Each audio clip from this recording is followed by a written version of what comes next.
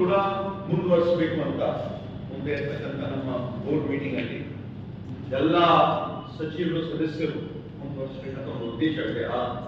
ಆ ಬಂದಿರುವಂತಹ ಒಂದು ಸಂದರ್ಭದಲ್ಲಿ ಇರ್ತಕ್ಕಂಥ ಸಮಯದಲ್ಲಿ ಅವೆಲ್ಲ ಮಾತಾಡಿಕ ನಾವು ಮಾಡ್ತೀವಿ.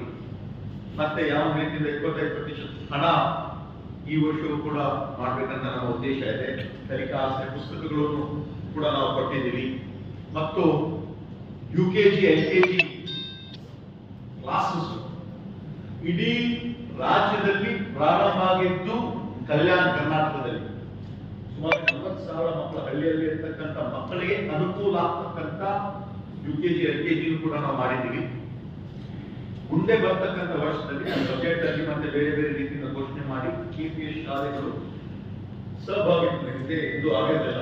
ಯಾಕಂದ್ರೆ ಇವತ್ತು ಕೇವಲ ನಮ್ಮ ಹತ್ರ ಎದ್ದಿದ್ದು ಒಂದು 77 ಇದೆ. ಆದ್ರೆ ಮುಂದೆ ಇರ್ತಕ್ಕಂಥ 200 ಶಾಲೆಗಳು ಮಾಡ್ತಕ್ಕಂಥ ಒಂದು ಉದ್ದೇಶ ಮುಂದೆ ಬರ್ತಕ್ಕಂಥ ದಿನಗಳಲ್ಲಿ ಕೂಡ ನಾವು ಹೇಳ್ತೀವಿ.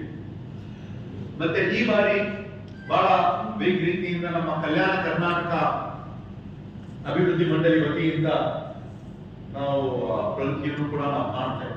ಬಹುಶಃ ಇಲ್ಲಿ ಇರ್ತಕ್ಕಂಥ ಜನರಿಗೆ, ಯಾಕಂದ್ರೆ ಇತಿಹಾಸದ ಮೊದಲ ಬಾರಿಗೆ ಹಿಂದಿನ ವರ್ಷ ಫೆಬ್ರವರಿ 14ನೇ ತಾರೀಕು ನಡೆದಿರುವಂತಹ ಒಂದು ಬಜೆಟ್ ಅಲ್ಲಿ ಸುಮಾರು 5,000 ಕೋಟಿ ಘೋಷಣೆಯಾಗಿ ಮೊದಲ ಬಾರಿಗೆ 5,000 ಕೋಟಿ ಅದರ ಒಂದು ಆಕ್ಷನ್ ಪ್ಲಾನ್ ಕೂಡ ನಾವು ತಯಾರು ಮಾಡಿದ್ದೀವಿ.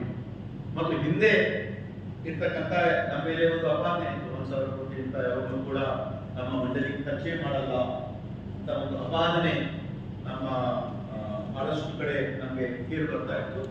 ಆ ಒಂದು ಕಾರಣಕ್ಕಾಗಿ ಮಾರ್ಚ್ 31, 2024 ಅಂತ ಅದನ್ನು ಮೀರಿಸಿ 2,009 ಕೋಟಿ